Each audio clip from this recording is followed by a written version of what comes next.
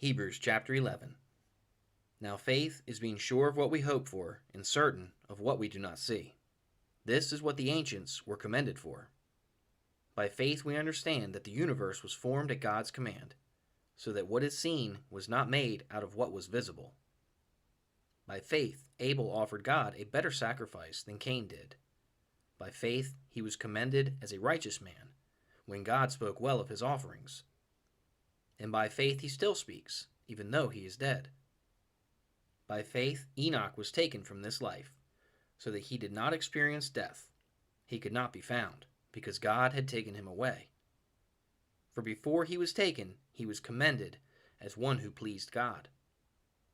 And without faith it is impossible to please God, because anyone who comes to him must believe that he exists, and that he rewards those who earnestly seek him. By faith Noah, when warned about things not yet seen, in holy fear built an ark to save his family.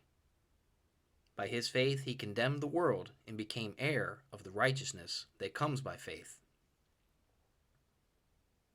By faith Abraham, when called to go to a place he would later receive as his inheritance, obeyed and went, even though he did not know where he was going.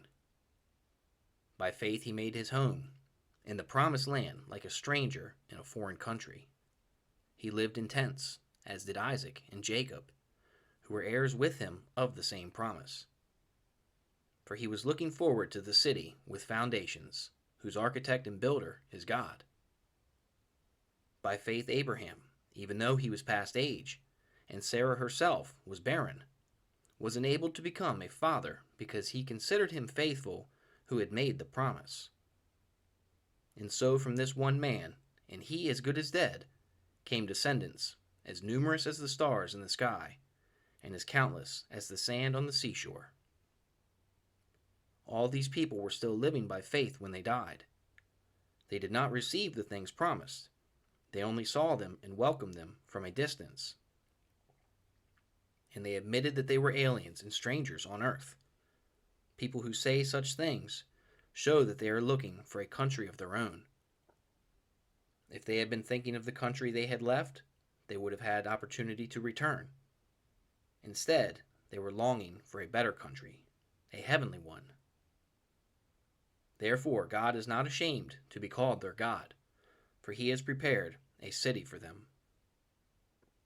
By faith Abraham, when God tested him, offered Isaac as a sacrifice.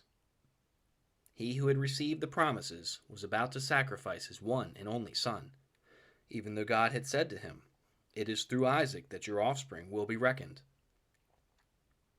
Abraham reasoned that God could raise the dead, and figuratively speaking, he did receive Isaac back from death. By faith Isaac blessed Jacob and Esau in regard to their future. By faith Jacob, when he was dying, blessed each of Joseph's sons, and worshipped as he leaned on the top of his staff. By faith Joseph, when his end was near, spoke about the exodus of the Israelites from Egypt, and gave instructions about his bones.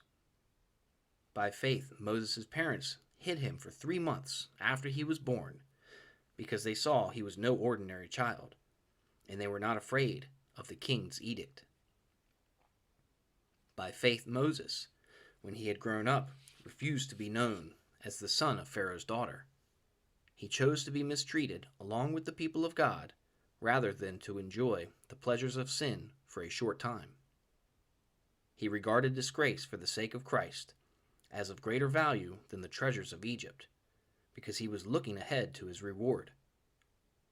By faith he left Egypt, not fearing the king's anger. He persevered because he saw him who was invisible. By faith he kept the Passover and the sprinkling of blood, so that the destroyer of the firstborn would not touch the firstborn of Israel. By faith the people passed through the Red Sea as on dry land, but when the Egyptians tried to do so, they were drowned. By faith the walls of Jericho fell, after the people had marched around them for 7 days. By faith the prostitute Rahab, because she welcomed the spies, was not killed with those who were disobedient. And what more shall I say? I do not have time to tell about Gideon, Barak, Samson, Jephthah, David, Samuel, and the prophets, who through faith conquered kingdoms, administered justice, and gained what was promised, who shut the mouths of lions, quenched the fury of the flames, and escaped the edge of the sword, whose weakness was turned to strength, and who became powerful in battle and routed foreign armies. Women received back their dead, raised to life again. Others were tortured and refused to be released so that they might gain a better resurrection. Some faced jeers and flogging, while still others were chained and put in prison. They were stoned. They were sawed in two. They were put to death by the sword. They went about in sheepskins and goatskins, destitute, persecuted, and mistreated. The world was not worthy of them. They wandered in deserts and mountains, and in caves and holes in the ground.